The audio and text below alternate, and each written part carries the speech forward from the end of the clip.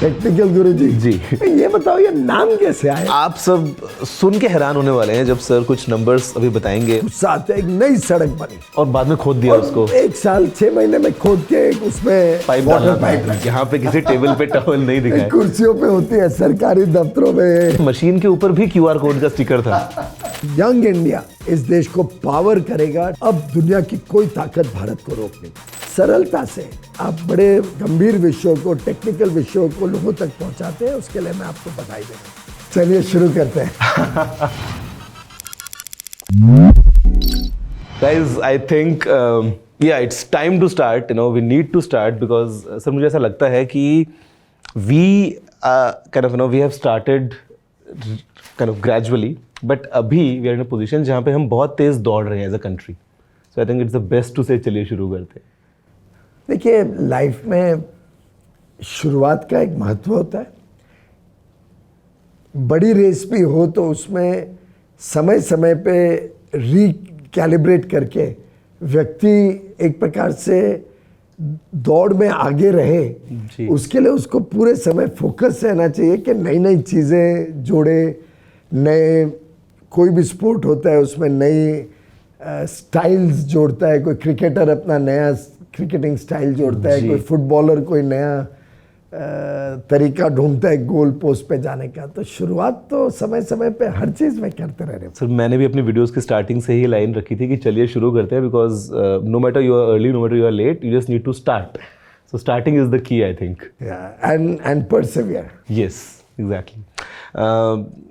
दोस्तों मैं आपको बताऊं इस वीडियो के बारे में थोड़ा सा in brief, just before we actually start. मैं सर से जब मिला कुछ टाइम पहले तो हमने कुछ चीज़ों के बारे में जाना, got to know about government क्या कुछ नया कर रही है, एंड स्पेशली बिकॉज टेक्नोलॉजी का एक मेजर रोल है। आई थिंक आज की डेट में जो भी नए इनिशिएटिव्स आ रहे हैं या जिस तरीके से the vision is to better our lives, तो मुझे लगा कि सर से एक थोड़ा टाइम लिया जाए और तसल्ली से बैठ के सर मैं आपसे भी जानना चाहूँगा कि टेक्नोलॉजी को बैकबोन रखते हुए अलग अलग डोमेन्स में will try covering, because I am sure time हमारे पास में इतना नहीं है कि हम शायद सब चीज़ों के बारे में बात कर लेंगे, बिकॉज लिस्ट बहुत लंबी होगी, but will try keeping it short and थोड़ा डिस्कस की how technology is playing an important role in some of the ministries that you are in control of, और किस तरीके से हमारी लाइफ अच्छी हो रही है। बहुत अच्छा है। इनफैक्ट टेक्नोलॉजी का जो प्रभाव आज के दिन जी सामान्य आदमी के जीवन में अलग अलग तरीके से होता है, वो इतना बढ़ते जा रहा है कि आज के दिन तो गरीब से गरीब आदमी, छोटे से छोटे काम करने वाले व्यक्ति को भी मुझे लगता है आस्ते आस्ते टेक्नोलॉजी की जानकारियाँ आने लग गई हैं। आज स्मार्टफोन के माध्यम से हम देखते हैं कि ठेली वाला भी UPI से पेमेंट नहीं लेते हैं जी, और उसमें अगर उसके साथ कुछ गलत हो जाए या कोई कस्टमर के साथ गलत हो जाए तो फिर उसको जानकारी होनी चाहिए उसको ठीक कैसे करे या किधर उसके बारे में न्याय के लिए जा सके। तो टेक्नोलॉजी का प्रभाव बढ़ते जा रहा है और देश हित में है। बहुत अच्छा है देश के लिए। सर मैं अभी एक रिसेंटली G20 के इवेंट में था and I had a chance to be a speaker at the digital innovation alliance event, और मैंने वहाँ पे सामने मैंने देखा जो delegates from all countries they were present, और मैंने प्राउडली बोला कि इंडिया में आप किसी भी रिमोट जगह पे चले जाओ, शहर के बाहर कहीं एक ठेले पे 50 नारियल पानी अगर रख के ठेले पे एक इंसान वो बेच रहा है, उसके पास भी एक QR कोड है। सो आई थिंक ये दुनिया में कहीं नहीं है। The way everything is linked together. I remember मेरा वॉलेट एक बार खो गया था और मुझे था कि मैं नया लूँगा, और फिर दिमाग में आया कि सब IDs अब दोबारा बनवानी पड़ेंगी और डुप्लीकेट यूज करना पड़ेंगे, बट देन आई थिंक 6 महीने तक मुझे ज़रूरत ही नहीं पड़ी क्योंकि डिजी लॉकर में सब कुछ था, तो सारा तो फ़ोन में ही हो गया है, तो there was no need for me. नहीं, आपकी बात सही है, और अच्छी बात यह है कि भारत ने इसको एडॉप्ट कर लिया बहुत क्विकली। मुझे याद है 2016 में जब लगभग UPI का प्रभाव भी बढ़ रहा था, सामान्य तौर पर हर परिवार का एक एक खाता तो खुल ही गया था, जनधन अकाउंट, और अब तो 50 करोड़ जनधन अकाउंट खुल गए। हाल में ही हमने सेलिब्रेट किया जनधन अकाउंट खोलने का जो कार्यक्रम है 28 तारीख को शुरू हुआ था 2014 में 28 अगस्त को। और मोबाइल फ़ोन का भी प्रभाव बढ़ते जा रहा था। तो 2016 में जब डिजिटलाइजेशन को और पेमेंट्स डिजिटल हों जी इसके ऊपर सरकार ने एक होल ऑफ द गवर्नमेंट सभी लोग जुड़े थे उसमें जी। तब तो मैं बिजली और रिन्यूएबल एनर्जी देखता था तो मैं भी जुड़ा था उसमें। तो प्रधानमंत्री जी ने जिस प्रकार से पूरे देश में ये आह्वान किया और देश ने उसको स्वीकार किया जी उससे आज जो गेम चेंजिंग रिजल्ट्स मिल रहे हैं, डिजिटलाइजेशन ने देश को एक अलग ही लेवल पे तैयार किया है भविष्य के लिए। Sir I still remember the date was 1 July 2015 जब डिजिटल इंडिया लॉन्च हुआ था, that entire program to have a connected ecosystem of things and multiple other things. And उसके आई थिंक 3 महीने बाद के टाइम था, अक्टूबर में मैंने अपना चैनल स्टार्ट किया था इन 2015। टेक्निकल गुरुजी जी। ये बताओ ये नाम कैसे आया? ये मैं बड़ा सोच रहा था क्योंकि हम तो गुरुजी मतलब यानी टीचर जी। गुरुजी किसी को हम बड़ा मानते हैं, बड़ा आध्यात्मिक व्यक्ति हो, तो आपका टेक्निकल गुरुजी कैसे आया? सर इससे जुड़े हुए मैं कुछ किस्से भी बताऊंगा और आपको इसकी कहानी बताता हूँ। सो अक्टूबर की बात है 2015 में मेरे को दिमाग में आइडिया आया कि मैंने थोड़ा बहुत कुछ सीखा है इन द टेक वर्ल्ड और लैंग्वेज जो है वो एक बड़ा बैरियर हो जाता है at times. If you want to learn history आप हिंदी में सीख सकते हैं, आपको पॉलिटिकल साइंस पढ़ना है आप हिंदी में पढ़ सकते हैं, लेकिन जब भी आपको टेक्नोलॉजी के बारे में कुछ पढ़ना है language is the biggest barrier. आपको इंग्लिश में ही मोस्टली चीज़ें मिलेंगी। सो मुझे लगा कि मेरे पास तो मौका था कि मैंने अच्छे प्रोफेसर से कुछ सीख लिया। Now it's time for me to propagate. और बचपन से घर में ऐसा था जो सबसे छोटा था फैमिली में, तो कुछ भी अगर कुछ हो गया तो सब मुझसे ही पूछते थे कि ये ठीक कैसे करना है, फ़ोन में कुछ है, रिलेटिव्स हैं मुझसे पूछ रहे हैं। तो वो गुरुजी थोड़ा तो बचपन से था। तो जब चैनल स्टार्ट करना था तो मैंने सर्च किया और यूट्यूब हैंडल। अब बिकॉज ऑफ थोड़ा सा बिजनेस माइंडसेट इतनी क्लैरिटी थी कि I need to have a proper branding that it should be consistent all across. तो मैंने टेक गुरु सर्च किया तो एक जगह पे मिल गया, फिर कहीं पे इंस्टाग्राम पे वो अवेलेबल नहीं था हैंडल या ट्विटर पे नहीं था। तो सोचते सोचते पता नहीं दिमाग में ऐसे गुरुजी आया, सोचा कि टेक तो मतलब टेक्निकल हो गया है एंड हिंदी मेरे को हाईलाइट करना था because the idea was to do it all in Hindi. तो मैंने गुरुजी लगाया एंड लकीली वो सब जगह अवेलेबल था। वाह। तो वो मुझे मिल गया। बट उसका हल्का सा कॉन्सिक्वेंस है, आज मैं आपको बताता हूँ। लोग मुझे ज़्यादातर जानते हैं टेक्निकल गुरुजी के नाम से, शॉर्ट में बोलते हैं तो टीजी बोल देते हैं। अब आपको बताऊं सर मैं कुछ किस्से, जब मैं कभी पब्लिक में होता हूँ, let's say eight an airport, और वहाँ पे if there is an subscriber जो पहचान लिए मुझे, जो आ रहे हैं फ़ोटो के लिए, अब भीड़ में अचानक से दूर से आवाज़ आती है गुरुजी, तो मैं तो जानता हूँ कि वो मुझे बोल रहे हैं। आसपास लोग जो मुझे नहीं जानते हैं वो देखते हैं कि ये तो गुरुजी दिख भी नहीं रहा है, ये कौन सा गुरुजी है। जीन्स पहन के कौन सा? तो फिर मैं बताता हूँ कि अरे मैं बस वीडियोस बनाता हूँ एंड नहीं, पर आई थिंक बड़ा अप्रोप्रिएट है। और आपने जो बात कही है बहुत गंभीर आपने विषय उठाया है कि आज अगर हम देखें, और मेरे को जहाँ तक याद है पिछले सर्वे में भी 70-75% देश के लोग आज भी हिंदी एक ऐसी भाषा है जो कॉमन लैंग्वेज एटलीस्ट समझते तो समझते हैं, कुछ ना कुछ कनेक्ट है एकदम। और इससे आपने अगर टेक्निकल सब्जेक्ट्स को जोड़ के हिंदी पहुंचाने का काम किया है तो सराहनीय है। मैं आई रियली अप्रिशिएट दैट। और ये कॉन्सेप्ट भी अच्छा है कि कई ऐसे सब्जेक्ट्स हैं जो हिंदी में अवेलेबल ही नहीं है, और उसको सरल भाषा में कैसे लोगों तक पहुंचाना, ये तो मैं समझता हूँ आप हमारे लिए कंज्यूमर उपभोक्ताओं को जब हम जागृत करना चाहते हैं, आप जानते हो कि हमारा जागो ग्राहक जागो अभियान, तो आप तो हमारे लिए, आप हमारे ब्रांड एम्बेसडर बन जाइए कि उपभोक्ताओं को अपनी जो अधिकार भी हैं जी, और जो आज एक विश्व भर में लोग समझने लग गए कि हमें उपभोक्ता को संभाल के रखना है, नहीं तो उपभोक्ता और किधर चले जाएंगे। सर हम लाइन पढ़ते थे ना दुकानों पर, अक्सर लिखा होता है customer is the king, never argue with the king. पर अच्छा काम है, I appreciate it. Sir consumer से मेरे को याद आया, रिमेंबर हम जब पिछली बार मिले थे तो आपने उस टाइम पे बताया था कि I mean it's rarely the case कि ऐसी कोई मिनिस्ट्री हो जो हर जगह पे kind of touches the entire population, because हम सब कंज्यूमर्स हैं कहीं ना कहीं, छोटे स्केल पे, डायरेक्टली इनडायरेक्टली किसी भी तरीके से। सर यहीं से ही जागो ग्राहक जागो से दिमाग में आता है मुझे कंज्यूमर राइट्स के बारे में जी। स्पेशली अगर मैं टेक स्पेस की बात करता हूँ, मुझे एट टाइम्स अपने व्यूअर्स जो हैं वो अपनी कहानियाँ बताते हैं कि उनके साथ किस तरीके से कई बार कुछ चीटिंग हो जाती है, या कई बार प्रोडक्ट की वारंटी को लेके उनको इश्यूज होते हैं, या brands sometimes they do misleading advertisement. Sir इन सब चीज़ों के लिए आई एम श्योर कि there is something helpful powered by technology जिससे for consumers facing all these issues could be at ease. अब समय आ गया है कि हम उपभोक्ता के अधिकार से हटके उपभोक्ता की चिंता करना शुरू करें. From customer rights we move to customer care. और एक प्रकार से हम उसी काम में लगे हुए हैं. जी.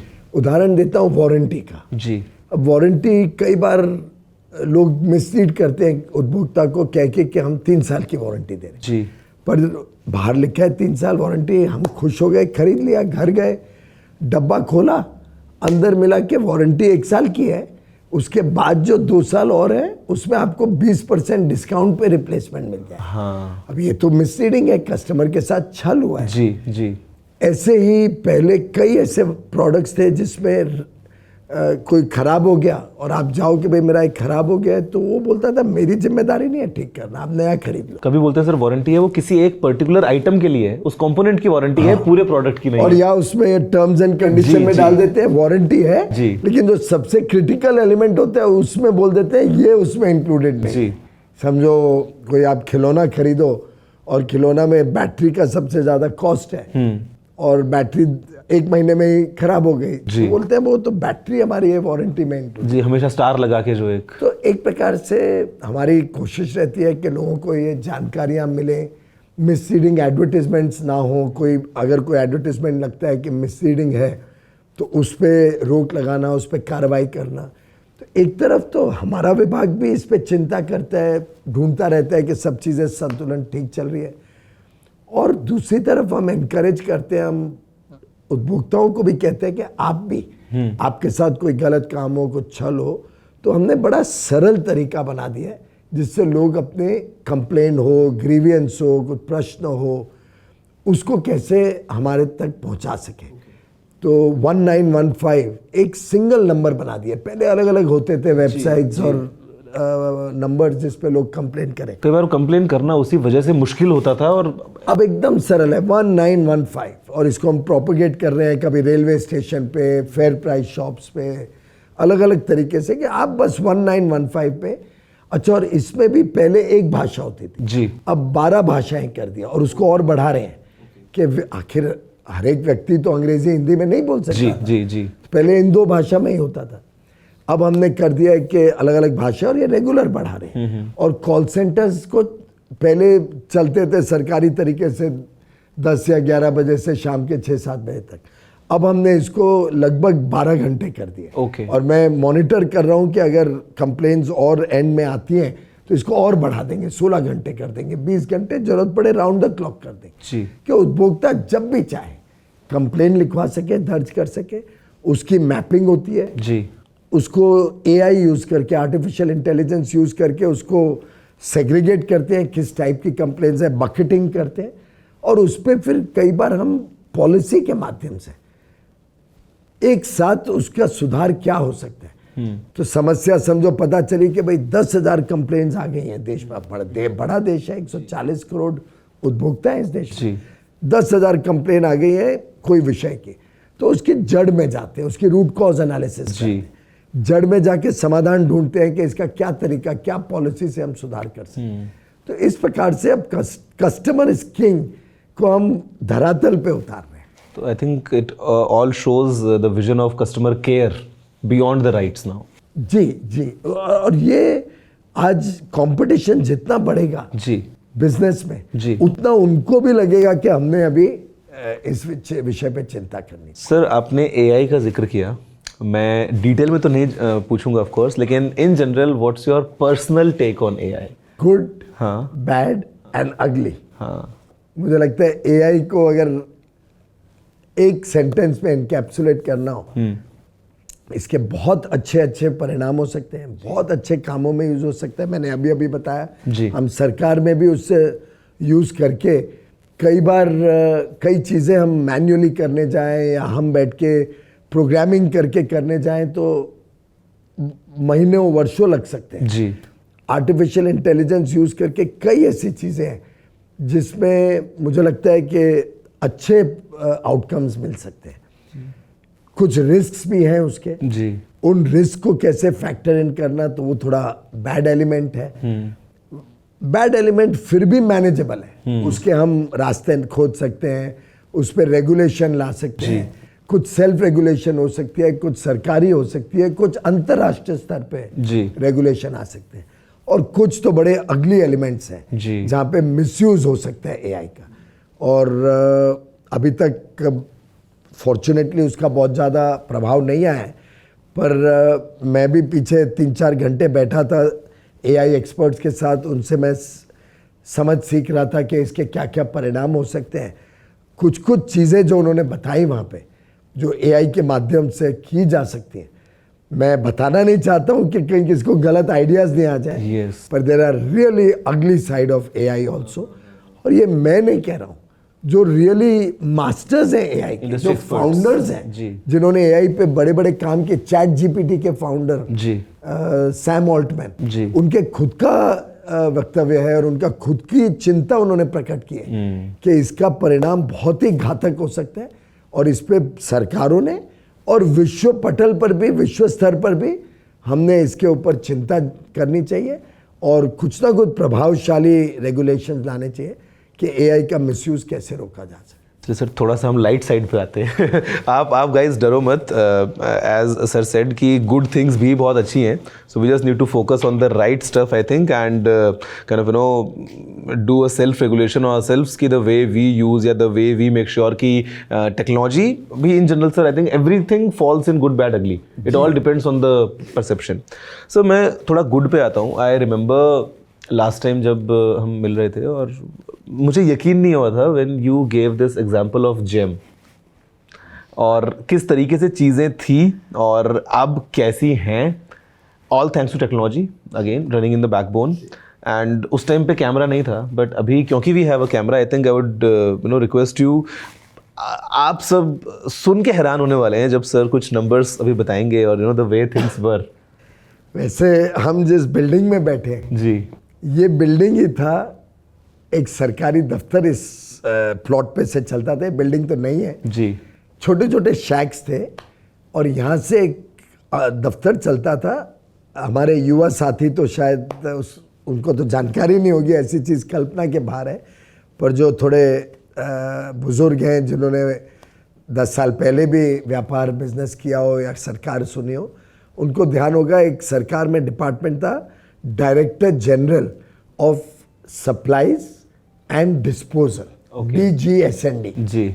उस समय क्या था कि आप ये DGSND में जाओ, अपना कोई भी सामान, प्रोडक्ट या सर्विस को रजिस्टर करा लो, वो लोग असेस करके सरकारी थप्पा लगा देते थे कि आप एक अप्रूव्ड सप्लायर हो गए। ठीक है। और ये आपका अप्रूव्ड रेट हो गया। अब वेंडर में ऐड हो गए गवर्नमेंट के लिए। अब अप्रूवल में क्या होता था मुझे ज़्यादा बताने की ज़रूरत नहीं है, ऑल मैनुअल, नॉन ट्रांसपेरेंट, कोई पारदर्शिता नहीं थी, किसको पता नहीं कैसे कौन अप्रूव होगा कौन नहीं होगा। ऐसे कोई प्रोसेस नहीं रन होता था कि देश भर में ढूंढो भाई कौन कौन ये सर्विस या प्रोडक्ट दे सकता है। जी। तो उस अप्रूवल करने से आप एक प्रकार से आपका रेट कॉन्ट्रैक्ट बोलते थे। जी जी। कि आप फिर सरकार की कोई भी संस्था को या सरकार को या राज्य सरकार को या म्युनिसिपल कॉरपोरेशन पंचायत को उस रेट पे वो अगर सामान बेचो तो कोई कभी प्रश्न नहीं उठाएगा, बिकॉज वो अप्रूव्ड है, रेट कॉन्ट्रैक्ट अप्रूव। जी।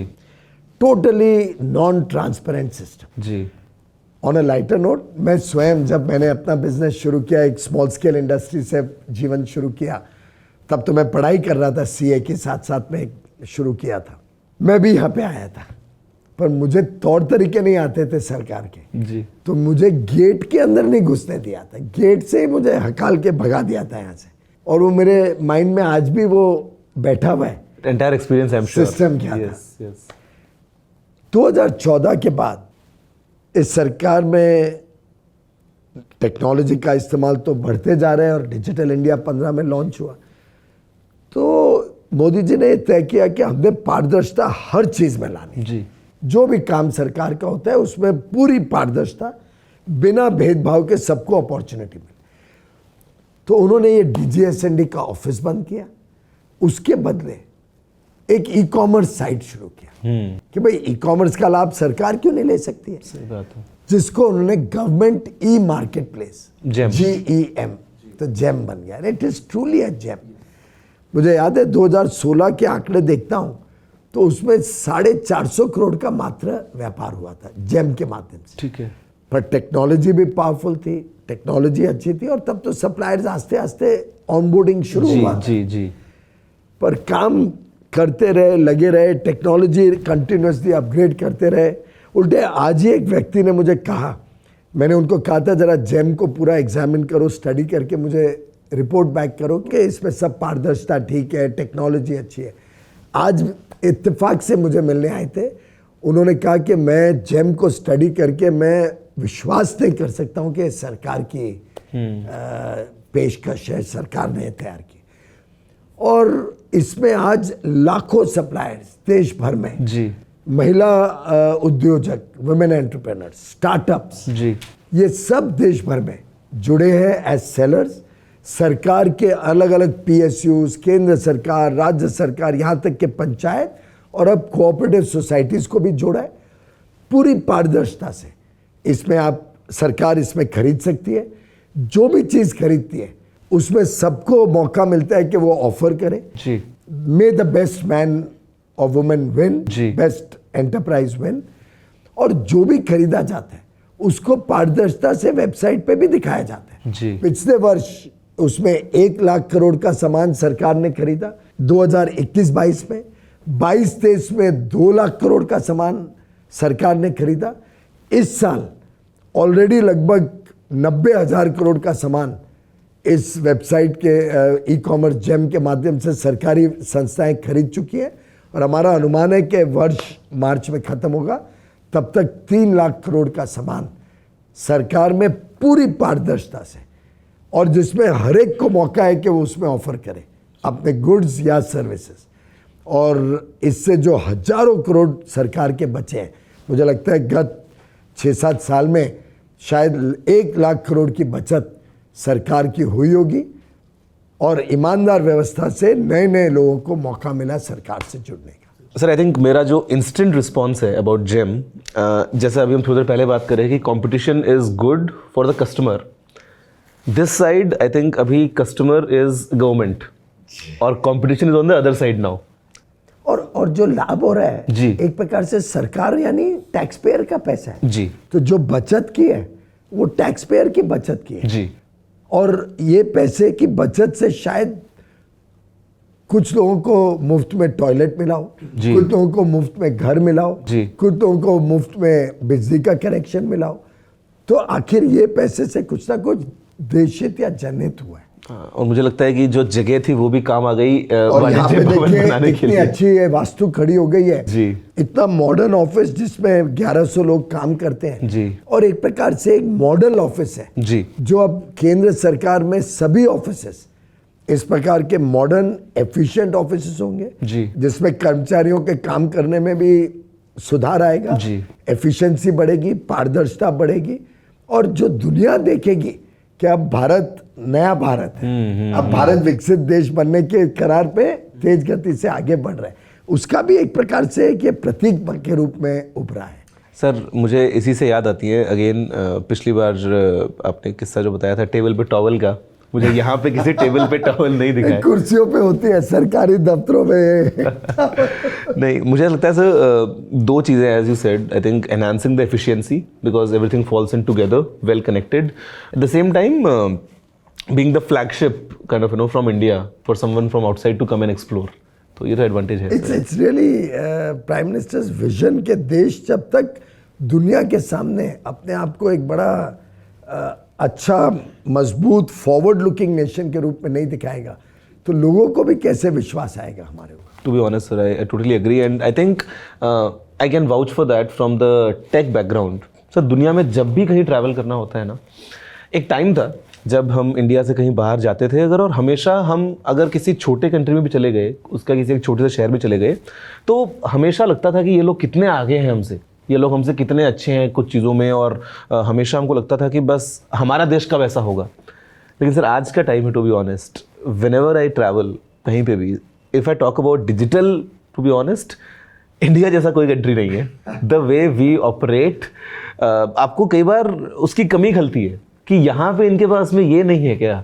मैंने अभी एक रिसेंटली एग्जांपल देखा सर, QR कोड का आपको दोबारा बताता हूँ, that I was in Chennai airport, रात का टाइम था और लेट फ्लाइट थी, मैं खाली बैठा था, मैं फूड कोर्ट में गया कुछ देखने के लिए, मुझे वेंडिंग मशीन दिखाई दी और मन किया कि कुछ ले लूँ यहाँ से। फिर याद आया कि पैसे तो शायद नहीं है अभी और वो एक 20-50 रुपये के ट्रांजेक्शन के लिए कार्ड में शायद यूज़ करना ना प्रेफर करूँ। जब मैं नज़दीक गया सर, मैंने देखा मशीन के ऊपर भी QR कोड का स्टिकर था। तो वेंडिंग मशीन को भी हम UPI से पे करके अगर सामान ले सकते हैं तो आई थिंक ये दुनिया में कहीं और नहीं मिल रहा है सर। सही बात है। नहीं, और आज ये आप सब युवा युवतियों ने हम सबको बहुत गौरवान्वित किया है। We are really proud of our young generation. Sir I think it's right to say कि बिकॉज इंडिया के पास में ये यंग जनरेशन है, because majority of the population जो एक सर्टेन एज ब्रैकेट में आती है, हम लोग बहुत जल्दी अडेप्ट कर लेते हैं नई चीज़ों को और ये हमारे लिए एक एडवांटेज भी है। एट द सेम टाइम हम नई चीज़ें डेवलप भी करते हैं for the benefit of our own country. यहीं से सर एक दूसरा मुझे again completely beyond my kind of imagination to understand कि ये आइडिया कहाँ से आया and what is the vision about ONDC। अब अभी तक अगर हमको शॉपिंग करनी है तो I think we are all dependent on a select few portals, their own terms and conditions, उन्हीं की मर्जी। और लाइक ई-कॉमर्स कहने को खुला बाजार है, एट द सेम टाइम काफ़ी कंट्रोल्ड है, लेकिन अब शायद सर चीज़ें बदल रही हैं। टेक्निकल गुरुजी, वास्तविकता ये है कि अभी तक हम जब कोई सामान खरीदने जाते हैं तो एक प्लेटफॉर्म पे हमने रजिस्टर किया जी, उस पे हमने लिखा हमें क्या चाहिए जी। अब वो जो प्लेटफॉर्म का मालिक है वो तय करता है कि आपके स्क्रीन पे क्या दिखेगा, आपके लैपटॉप पे, आपके मोबाइल पे आपको पहले क्या दिखेगा, दूसरा क्या, तीसरा क्या, किस प्रायोरिटी में दिखेगा जी।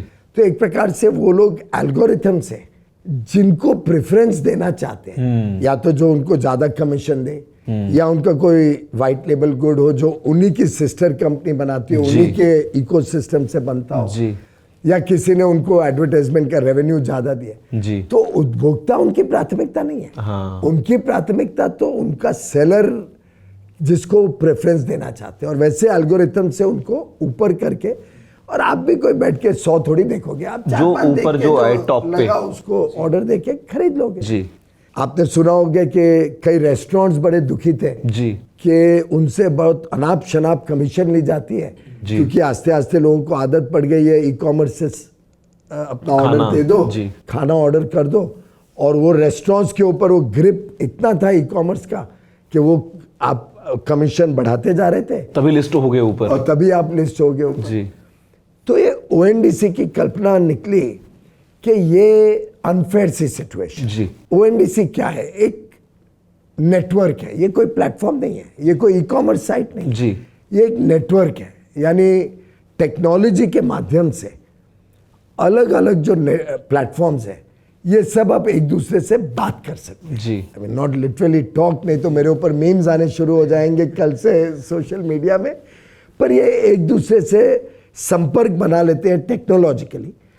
और जैसे ही कोई बायर कोई भी एक प्लेटफॉर्म जो ONDC पे लगा हुआ है जी, जुड़ा हुआ है, कोई भी बायर ONDC के कोई प्लेटफॉर्म में जाएगा, उसके जाते ही जितने सेलर्स अलग अलग प्लेटफॉर्म से जुड़े हुए हैं जो ONDC एनेबल्ड है जी, उन सब सेलर्स का डेटा इस बायर के सामने आ जाएगा और उसको कोई एल्गोरिथम कंट्रोल नहीं कर पाएगा। उसको सेलर डिक्टेट करेगा, मुझे लोएस्ट प्राइस पहले देखनी है हाँ। तो लोएस्ट प्राइस के हिसाब से वो लिस्ट होगा जी। अगर क्या मुझे नजदीक में कोई दुकान तुरंत सप्लाई कर सके जी। तो डिस्टेंस उसके GPS कोऑर्डिनेट से डिस्टेंस के हिसाब से लिस्ट हो जाएगा जी। वो खुद चूज करेगा पेमेंट कौन करेगा, वो प्लेटफॉर्म विल नॉट डिटरमिन आपको पेमेंट इसी माध्यम से हाँ। वो खुद डिटरमिन करेगा डिलीवरी कौन करेगा। प्लेटफॉर्म के नॉट से कि आपको मेरे से ही डिलीवरी लेनी पड़ेगी, तो सामान तो सस्ता कर दिया, पेमेंट या डिलीवरी में कमीशन बढ़ा के अपनी कमाई कर ली। ये सब मैल प्रैक्टिसेस जो चल रहे हैं, ONDC एक तरीके से सभी को इक्वल अपॉर्चुनिटी देते। ऐसे ही सेलर अगर एक बार एक प्लेटफॉर्म में आ गया उसको बार बार हर प्लेटफॉर्म की अलग अलग एग्रीमेंट करे, अलग अलग लिस्टिंग करे, वो नहीं करना पड़ेगा। जी। कोई भी ONDC प्लेटफॉर्म में आप आ जाओ, जब वो प्रोडक्ट कोई बायर खरीद रहा है तो आप उसमें लिस्ट हो जाओ। तो एक प्रकार से एक डेमोक्रेटाइज करता है बायर्स को भी, सेलर्स को भी। और छोटी छोटी जो दुकान है, ये कल्पना तो शुरू हुई थी छोटे दुकानों की चिंता से जी। कि छोटी छोटी दुकानें हमारे जो इसको कॉर्नर स्टोर बोलते हैं, बिल्कुल, या विदेश में मॉम एंड पॉप स्टोर बोला जाता, इन दुकानों का तो अस्तित्व, उनका भविष्य ही खतरे में था डिजिटल आने के बाद। डिजिटल आने के बाद। अब आस्ते आस्ते अगर देश में लोग ई-कॉमर्स के लत में इतना पड़ जाएं तो नज़दीक की दुकान तो बंद हो जाएगी जी। उसमें लाखों करोड़ों लोग काम करते हैं, उनकी रोजी रोटी है, उनका घर चलता है, कोई दुकानदार है, कोई उसके यहाँ कर्मचारी है। इनकी चिंता करते करते ध्यान आया कि यूपीआई ने जैसे पेमेंट सिस्टम को डेमोक्रेटाइज किया, वैसे ही क्यों ना ई-कॉमर्स को भी डेमोक्रेटाइज करें। तो अब कोई छोटा एंटरप्रेन्योर, यंग एंटरप्रेन्योर होगा, अगर समझो खान मार्केट के सभी दुकानों को जी, वो जाके अप्रोच करे, उन सबकी लिस्टिंग करवा ले, उन सबका कैटलॉग ब्रोशर बना ले और एक व्यक्ति खुद का प्लेटफॉर्म शुरू करे और ONDC पे आ जाए, तो जो भी लोग कुछ भी चीज़ खरीदने जाते हैं तो सिर्फ बड़ी बड़ी कंपनियां नहीं, अब खान मार्केट की सब छोटी दुकानें भी, जहाँ से आप भगत नॉर्मली, सिंह मार्केट की छोटी दुकानें भी, जहाँ से आप लाजपत नॉर्मली राय खरीदते मार्केट, थे, हैं जी? जहाँ से आप नॉर्मली खरीदते थे, हाँ, आपको वहीं से चाहिए, आपकी कॉर्नर स्टोर से भी उस पर लिस्टिंग हो जाएगी। और आपने अगर लिखा कि भाई मुझे ये दवाई चाहिए और मेरे कोई नज़दीक दुकान हो तो मुझे अभी लाके दे दे, तो दुकान तुरंत लाके आपको सप्लाई कर देगा। और एक प्रकार से छोटी दुकानों का भी एक वर्चस्व बनेगा, इनका एक कैपेसिटी बन जाएगी, क्रिएट हो जाएगी टू कम्पीट। और जितनी कंपटीशन बढ़ेगी तो उद्योजक को, खरीदार को, उपभोक्ता को लाभ होगा। ये तो I think sir by default rule we are seeing in kind of everything coming along कि एट द एंड डायरेक्टली और इनडायरेक्टली टेक्नोलॉजी की मदद से कहीं ना कहीं बेनिफिट तो मिल रहा है, और वो बेनिफिट 140 करोड़ देशवासियों तक पहुंचे, ये हमारी जिम्मेदारी है। सर मेरे को इसी बेनिफिट से याद आता है जिस तरीके से हम talking about linking everything, talking about everything coming together, अभी रिसेंटली प्रेमिसेस सर ने जो गति शक्ति की बात करी, जहाँ पे everything is kind of linked, different ministries coming along and working in sync, put some light की विजन अगेन सर इस चीज़ का भी, और इसका फिर हम कैसे इम्पैक्ट होते हुए देखेंगे हमारे फ़ायदे के लिए। गुरुजी अगर ईमानदारी से देखें तो मेरा मानना है कि ये एक ऐसी चीज़ भारत ने बनाई है जो आगे चल के पूरा विश्व इसका लाभ भी लेगा, भारत को धन्यवाद भी करेगा, शायद इसमें से भारत को बिजनेस और इकोनॉमिक अपॉर्चुनिटीज़ भी बहुत मिलेंगी जी। ये अद्भुत टेक्नोलॉजी का कमाल है, और ये ऐसा नहीं है कि ओवरनाइट कुछ बना है जी। ये जब प्रधानमंत्री गुजरात के मुख्यमंत्री थे जी, और आज से मैं 15-16 साल पहले की बात करूं, तब उनके ध्यान में ये कल्पना आई थी कि क्यों नहीं हम स्पेस टेक्नोलॉजी को इस्तेमाल करके जितने डेटा पॉइंट्स होते हैं कुछ भी अच्छी इंफ्रास्ट्रक्चर की प्लानिंग के, उस सबको टेक्नोलॉजिकली कंपाइल करें, स्पेस का लाभ लें, स्पेस टेक्नोलॉजी का, और इस डेटा पॉइंट्स को प्लानिंग स्टेज पे, इंफ्रास्ट्रक्चर प्लानिंग स्टेज पे इस्तेमाल करके देश के इंफ्रास्ट्रक्चर को तेज गति से भी इम्प्लीमेंट करें जी। और जो कॉस्ट और टाइम ओवररन होता था जी, जो एक प्रकार से वापस देशवासियों का ही नुकसान था जी। आखिर अगर प्रोजेक्ट डिले होता है और कॉस्ट ओवररन होता है तो एक तरफ टैक्स पेयर का पैसा भी ज़्यादा लग रहा है, महंगा हो गया इंफ्रास्ट्रक्चर तो यूज़र चार्जेस भी बढ़ेंगे जो उपभोक्ता के ऊपर चढ़ेगी जी। और जितना डिले होता है उतना मतलब समय के लिए वो इंफ्रास्ट्रक्चर उपभोक्ता के काम में नहीं आते जी। और पहले के ज़माने में तो प्रोजेक्ट ऐसे लगते थे कि आज भी एक पश्चिम बंगाल में प्रोजेक्ट है जो 1974 में 1974 में यानी लगभग 50 साल पहले शुरू हुआ था, रेलवे का 108 किलोमीटर का प्रोजेक्ट है, शायद अभी तक 32 किलोमीटर ही लग पाया और बाकी का ना कभी लैंड अक्वायर किया वेस्ट बंगाल गवर्नमेंट ने और रेलवेज को दिया और अनाप शनाप अड़चने डाल के वो प्रोजेक्ट आज तक लग नहीं पाए। सर ये तो एक ऐसा चर्च है बार्सिलोना में, सग्राडा फैमिलिया, वो शायद 100 साल से ऊपर से बन रहा है। उस प्रकार का सग्राडिया फैमिलिया की तरह ये तो कहानी बन गई। यू आर एब्सोल्युटली राइट जी। प्रधानमंत्री बड़े चिंतित हैं कि भाई प्रोजेक्ट लगे तो शुरू हो, समय सीमा में लगे और कॉस्ट प्लान जो किया था उस पर खत्म हो। जी। ये बिल्डिंग भी जो एस्टिमेटेड कॉस्ट था उसमें कुछ बचा के ही बनी। और कोविड के समय में 2018 में इसका भूमि पूजा हुई और 23 जून 2022 को यहाँ पे हमने प्रधानमंत्री जी ने इसका उद्घाटन किया, देश को समर्पित किया और हमने काम शुरू किया। पूरे कोविड पीरियड में बनी। वो उस बात की बड़ी चिंता करते हैं कि प्रोजेक्ट कॉस्ट ओवररन और टाइम ओवररन तो बहुत ही गलत चीज़ है, इसको हमें बंद करना जी। तो उन्होंने पीएम गति शक्ति की कल्पना तब की थी। उसके हिसाब से एक संस्था शुरू की गांधीनगर में कॉल्ड बाइजैक। ठीक है। और ये जियो स्पेशल टेक्नोलॉजी को यूज करके बाइजैक ने अलग अलग डेटास को कंपाइल करना शुरू किया। तो देश में जितने फॉरेस्ट है जी, इस पूरे डेटा को एक मैप पे कंपाइल किया। देश में जितनी वाइल्ड लाइफ सेंचुरीज है उसका एक मैपिंग हुआ। जितने नदी हैं, जितने पहाड़ हैं, जितने हाईवेज हैं, जितनी रेलवे लाइंस हैं, करते करते करते आज 1300 से अधिक डेटा लेयर्स तैयार हुई हैं, कई सेंट्रल गवर्नमेंट द्वारा, कई स्टेट्स द्वारा। और इसमें whole of the government approach जो पीएम का आग्रह रहता है, पूरी सरकार जुड़ी है। फॉर्चुनेटली सब राज्य सरकार भी जुड़ी। होल ऑफ द गवर्नमेंट को जोड़ के ये 1300 लेयर्स ऑफ डेटा बनी है। ये 1300 लेयर्स ऑफ डेटा इंटरकनेक्टेड है जी। और इस प्रकार से है कि कोई भी प्रोजेक्ट जब प्लान होता है तो प्रोजेक्ट को इस पीएम गति शक्ति मॉड्यूल के थ्रू अगर आप डालें तो जो सर्वे में पहले 2-2, 3-3 साल लगते थे, आज हफ्ते 10 दिन में पूरा प्रोजेक्ट आप मैपिंग कर सकते हो कि क्या रूट रहेगा। रूट में अगर कोई फॉरेस्ट आ रहा है तो उसको आप थोड़ा रियलाइन कर दो जी। नहीं तो फॉरेस्ट आने पे प्रोजेक्ट डिले तो पक्की बात है जी। अगर कोई वाइल्ड लाइफ सेंचुरी आ रही है तो थोड़ा रियलाइनमेंट कर लो, जिससे कोई हमारे जानवरों को, वाइल्ड लाइफ को खतरा नहीं पड़ेगा। अगर कोई नदी क्रॉस कर रही है तो आप देखो भाई ये बेस्ट लोकेशन है या थोड़ा आगे पीछे करके जो पुल बनना है वो छोटे पुल से काम चल जाए जी। नदी तो किधर छोटी है किधर बड़ी है जी। तो आप ऐसे प्लान करो कि जहां भी छोटी है वहां पे नदी क्रॉस करेंगे तो सस्ते में हो जाएगा पुल। कोई पहाड़ का रेंज आता है तो कोई पॉइंट पे तो 3 किलोमीटर का टनल लगेगा, कोई पॉइंट पे 1 किलोमीटर से काम चल जाए। तो आप थोड़ा रियलाइनमेंट करके छोटे टनल से काम चला लो। तो ये एक तरीके से सरकारी खर्चा भी कम करता है जी। समय सीमा भी कम लगाते हैं क्योंकि 3 किलोमीटर के टनल में जो टाइम लगेगा अब आप 1 किलोमीटर से काम कर लेते हैं जी। जमीन क्या क्या खरीदनी है वो भी आइडेंटिफाई कर देगा, तो आपकी लैंड एक्विजिशन का प्रोसेस भी फास्टर कर देगा। मॉनिटरिंग भी फास्टर हो सकती है।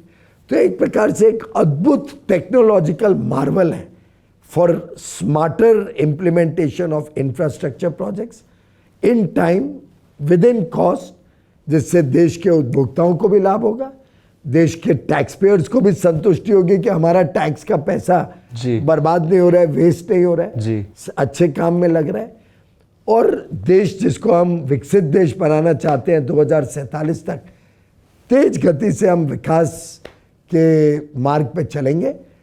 Infrastructure is the key to success. वो फेमस डायलॉग है, did America make great highways और did highways make America great. और हम रिकग्नाइज करते हैं कि अगर इंफ्रास्ट्रक्चर देश का अच्छा होगा तो देश तेज गति से बढ़ेगा, लॉजिस्टिक्स कॉस्ट कम होगा, कम लॉजिस्टिक्स कॉस्ट होने से हमारी कंपेटिटिवनेस बढ़ेगी अंतर्राष्ट्रीय बाजार में और हमारे उपभोक्ताओं को भी सस्ते में अच्छा सामान पहुंचा पाएंगे। सर आई थिंक इसका नाम एकदम एप्ट है, गति शक्ति। ये नाम वास्तव में मोदी जी ने सोचा, हमने दुनिया भर के नाम सोचे थे जी। तो एक दिन हमने ये दुर्गाष्टमी के दिन जी इसका लॉन्च किया था, शायद अक्टूबर 2021 में। तो दुर्गाष्टमी का दिन था, तो प्रधानमंत्री जी के मन में आया कि एक प्रकार से ये देश के विकास यात्रा को गति भी देगा और शक्ति भी देगा। उससे आया पीएम गति शक्ति। एंड अभी सर मेरे दिमाग में ये चल रहा है कि वो जो 1300 लेयर्स हैं, आई मीन आई थिंक उसमें सारा कुछ टाइप का डेटा होगा. In just one click you can filter और आई मीन इट्स और बियॉन्ड. प्लानिंग में फिर क्या है, छोटी छोटी चीजें आपको ध्यान होगा और आप सबको ध्यान होगा कि कई बार हमें बड़ा गुस्सा आता है, एक नई सड़क बनी और बाद में खोद दिया और उसको, 1 साल 6 महीने में खोद के एक उसमें पाइप वाटर डालना पाइप था. लगा, जी जी जी और 2 साल बाद खोद के उसमें ऑप्टिक फाइबर. जी जी. अब ये सब प्लानिंग स्टेज में पीएम गति शक्ति हाईलाइट कर देता है कि भाई इस जगह पे ड्रेनेज की आवश्यकता आगे पड़ने वाली, जी. इस जगह पे और कोई ऑप्टिक फाइबर नहीं है तो साथ के साथ लगा दो. तो ये सब प्लानिंग अब पीएम गति शक्ति में, क्योंकि हमारे पास ऑप्टिक फाइबर की भी एक लेयर है, जी. कहाँ कहाँ लग चुका है, तो जब रोड बनेगी या रेलवे लाइन बनती है तो उसके एसोसिएटेड क्या क्या हमें रिक्वायरमेंट उस रूट पे पड़ सकती है, वो एडवांस में ही प्लान करके एडवांस में ही उसका प्रोविजन होता है. हमें ऑप्टिक फाइबर लगाने की जरूरत नहीं है जी. पर हम वो उसका शेल बना के पहले से प्लान कर देते हैं जी. कि जब भी ऑप्टिक फाइबर लगना है, जब भी वाटर पाइपलाइन लगनी है, अगर ड्रेनेज लगनी है तो आपको वापस वो खोदना नहीं पड़ेगा. एंड आई थिंक सर ये बैकबोन साबित होगा जो हम India being a developed country. 100% ये तो मैं कहता हूँ अद्भुत है. जी. मैं तो आपसे भी आग्रह करूंगा, क्योंकि आपको टेक्नोलॉजी और टेक्निकल सब्जेक्ट्स में इंटरेस्ट है, कि एक बार आप अहमदाबाद जाके जी. गांधीनगर में है, वाइजैक विजिट करिए और अपने उपभोक्ताओं को भी, अपने व्यूअर्स को भी एक वो या तो कोई एक एक्चुअल प्रोजेक्ट होते हुए हाँ. पूरा दिखाइए कैसे प्रोजेक्ट उसमें प्लान हो. बिहाइंड द सीन्स पूरा. हाँ, और हम अभी दिल्ली में भी उसका एक सेटअप बनाने जा रहे हैं, भारत मंडपम, जी. जहाँ G20 लीडर्स समिट होने वाला है. The flagship of India. एक भारत के लिए गर्व की बात है, हम अब अंतर्राष्ट्रीय स्तर के कन्वेंशन सेंटर्स बना रहे हैं, तो वहाँ पे हम एक कोशिश कर रहे हैं कि एक परमानेंट डिस्प्ले रहे कि ये पीएम गति शक्ति वास्तव में कैसे ऑपरेट करता है. जी. और वहाँ पे मैं तो सब युवा युवतियों को आग्रह करूँगा जो दिल्ली आएंगे कि जरूर जाके देखें, और उनका भी सीना चौड़ा होगा देख के गर्व से कि भारत कैसे प्रगति कर रहा है. सर मेरे को भारत मंडप से याद आया, मैं आ नहीं पाया पिछले महीने इनाग्रेशन पे, and unfortunately I was not in the country उस टाइम पे, अदरवाइज मैं ज़रूर आके देखना चाहता. बट यहाँ से आई थिंक मैं G20 के बारे में बात करना चाहूँगा sir. It's a proud moment for the country that we are the one holding the presidency of the event, and the way India is kind of seen आज की डेट में, दुनिया जिस तरीके से इंडिया की तरफ देख रहा है. आपने गति शक्ति की बात करी, मेरे को उससे शिव शक्ति याद आता है, चंद्रयान का. मतलब आज की डेट में जो दुनिया में कोई और काम नहीं कर पाया, बड़े बड़े स्पेस एजेंसीज दुनिया की जहाँ पे फेल हो गई, वहाँ पे इंडिया ने उस जगह पे लैंड किया जो आज से पहले पहुँच नहीं पाया था कोई. तो आई थिंक आपको क्या लगता है सर, इंडिया की जो एज अ कंट्री जो ग्लोबल स्केल पे पोजिशनिंग है, या the way we hold this authority now gradually with even stronger grip, आगे परसेप्शन क्या है सर हमारे देश का दुनिया की तरफ से, उनके पॉइंट ऑफ व्यू से? ये तो एक प्रकार से अब दुनिया भी पहचानने लगी है कि भारत के लिए even sky is not the limit. जी. और उसी का परिणाम है. अभी हाल में G20 trade and investment ministers की मीटिंग थी जयपुर में. जी. दुनिया भर के इन्वेस्टमेंट और कॉमर्स से रिलेटेड, वाणिज्य से रिलेटेड मिनिस्टर्स आए थे, और उसी के एक दिन पहले 23 तारीख को चंद्रयान 3 के माध्यम से हम शिव शक्ति पॉइंट पे लैंड किए थे, और पहला देश है जी जी जो साउथ लूनर पोल पे के नज़दीक लैंड किए. जी.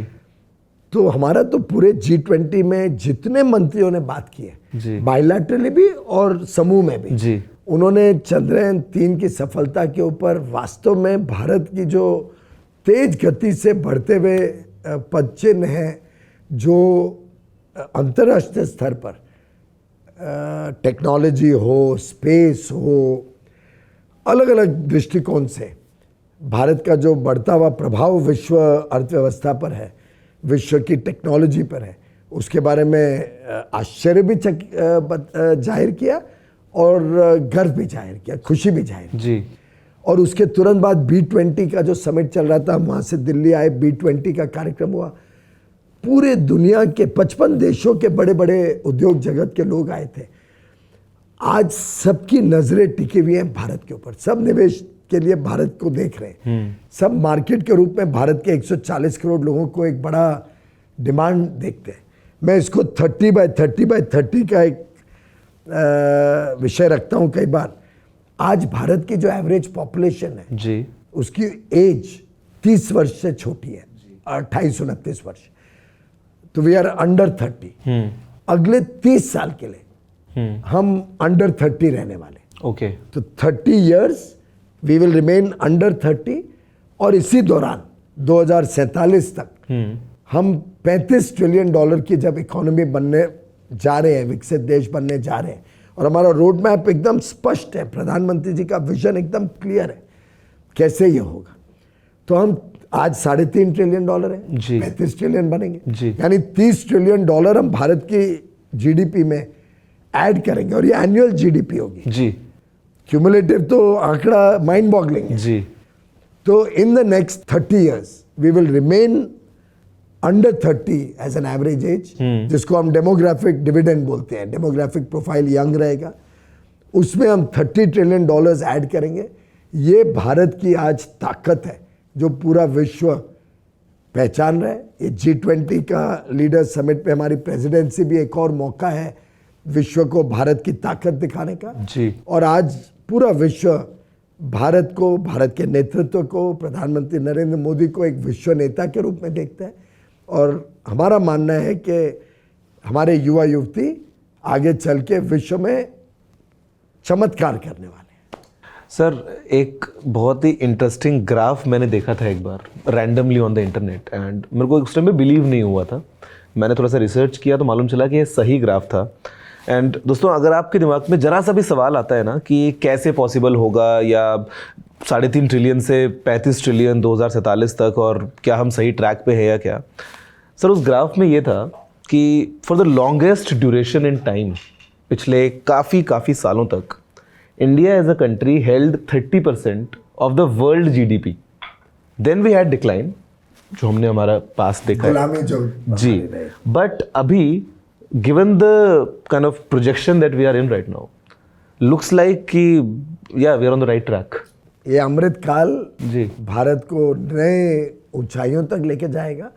हमारे युवा युवतियों में जो क्षमता है, जो टैलेंट है, जो स्किल्स है, और जो आग है, डिजायर टू अचीव, जी, एस्पिरेशंस है, उत्साह, उमंग, जिस प्रकार की उनकी महत्वाकांक्षाएं हैं, बड़ी अपेक्षाएं हैं, उनको जीवन में अच्छी चीज़ें चाहिए, बड़ी चीज़ें चाहिए, बड़े लक्ष्य को हासिल करने। यंग इंडिया इस देश को पावर करेगा to its golden period, to golden heights. So बस मैं एक लास्ट टॉपिक टच करना चाहूँगा, बिकॉज मैं सोच रहा था कि on this note we should conclude it, but दिमाग में सर एक चीज़ और आती है, and I think because it falls under your domain. जब हम बात करते हैं जीडीपी की, तो इसमें जो इंडियन हमारे बिजनेसेस हैं, इंडियन कंपनीज हैं, उनका भी रोल होता है। एट द सेम टाइम क्योंकि दुनिया इंडिया में आना चाहती है, इंडिया में आके व्यापार करना चाहती है, तो उनका भी role at the time important हो जाता है। तो जब हम बात करते हैं इंडिया मोबाइल फ़ोन मैन्युफैक्चरिंग में आज की डेट में जिस तरीके से आगे लीड ले रहा है, ईवीज़ की हम बात करते हैं, एक टाइम पे टेस्ला हम देखते थे कि अपनी मर्जी के हिसाब से कि मतलब sometimes not aligning with the Indian thoughts, but अभी even Tesla wants to come, उनको भी इंडिया आके अपनी फैक्ट्री लगानी है। सेमीटर चिप्स के लिए हमने देखा अभी गुजरात में जिस तरीके से माइक्रॉन की तरफ से पूरा इन्वेस्टमेंट हुआ। सो फ्यूचर में how do you think, because I think कहीं ना कहीं टेक्नोलॉजी का तो एक रोल है, और ये रोल बढ़ने ही वाला है हमारी लाइफ्स में। तो ग्लोबल जायंट्स जब इंडिया में आके अभी अपने सेटअप स्टार्ट करते हैं, तो do you think that centre is changing towards India and India would be the highlight? I see that happening for 3 reasons. सबसे पहला तो भारत को आज वो एक विश्वसनीय मित्र देश के रूप में देखते हैं। Trusted partner. We are a trusted partner of the world. जी। We are a friend of the world. Second, हमारा जो टैलेंट है, टैलेंट पूल है, we produce the highest number of STEM graduates every year. जी। आप खुद engineer हैं जी, और वो भी बड़े प्रेस्टिजियस कॉलेज से, बिट्स पिलानी से। ऐसे हमारे लाखों की संख्या में नौजवान आज स्टेम एजुकेशन लेके, साइंस हो, टेक्नोलॉजी हो, इंजीनियरिंग हो, मैथमेटिक्स हो, और उसके साथ अगर जोड़ें तो फिर फाइनेंस के वर्ल्ड में हो तो चार्टर्ड अकाउंटेंसी और उसके doctors and everything, I mean all doctors, lawyers, जो प्रोफेशनल टैलेंट भारत में है जी। और जिस गति से वो बढ़ रहा है, जैसे हमने लोगों को सुविधा प्राप्त की है कि शिक्षा मुफ्त में मिले जी, प्राथमिक शिक्षा, स्कॉलरशिप्स मिलती है गरीबों को कि अच्छी तरीके से पढ़ सके। विदेश में हमारे कई युवा युवती जाके पढ़ के अच्छा योगदान देते हैं भारत को भी, विश्व को भी। तो ये जो टैलेंट और मैनेजमेंट की पूल और स्किल सेट्स हैं भारत की, ये दूसरा हमारा एडवांटेज जी। और तीसरा, जिस प्रकार से भारत अडेप्ट कर रहा है जी, नई चीज़ों से, जिस प्रकार से भारत अब अंतर्राष्ट्रीय पटल पर अपना वर्चस्व बना रहा है, जिस प्रकार से भारत अब डरता नहीं है, आत्मविश्वास के साथ आगे बढ़ रहा है। टेक्नोलॉजी हो तो हम अडॉप्ट करते हैं, अडॉप्ट करके एक्सपर्ट बनते हैं, एक्सपर्ट बन के दुनिया को 4 चीज़ें सिखाते हैं जी, फिर चाहे वो मोबाइल फ़ोन हो, फिर चाहे वो सॉफ्टवेयर डेवलपमेंट हो जी। और चाहे वो आर्टिफिशियल इंटेलिजेंस हो। भारत अब उस प्रकार के मानसिक सोच में चला गया है, उस प्रकार की हमारा ताकत उभरते जा रही है कि हम कोई चुनौती से डरते नहीं, हर चुनौती को हेड ऑन लेते हैं और चुनौती को अवसर में बदलना सीख गए। जी, पीपीई नहीं मिल रही थी कोविड काल में, 2 महीने में भारत के उद्योजकों ने पीपीई बनाना तो शुरू कर ही दिया, आत्मनिर्भर बन गए, विश्व के दूसरे सबसे बड़ी पीपीई मैन्युफैक्चरर बन गए। तो ऐसे वैक्सीन हमें मिल नहीं रही थी, विदेशी कंपनियां $40 की वैक्सीन बेचना चाहती थी जी। भारत ने अपनी वैक्सीन खुद भी शोध करी, बनाना शुरू किया, खुद तो 220 करोड़ वैक्सीन मुफ्त में लोगों को दी, विश्व के 150 देशों में हमारी वैक्सीन गई। तो अब भारत का वर्चस्व आत्मविश्वास के साथ भरा हुआ है, भारत का वर्चस्व पूरे विश्व में अपना परचम फैला रहा है। जिस प्रकार से भारत आगे बढ़ रहा है, जिस प्रकार से भारत का परचम पूरी दुनिया में फैल रहा है, अब दुनिया की कोई ताकत भारत को रोक नहीं पाएगी।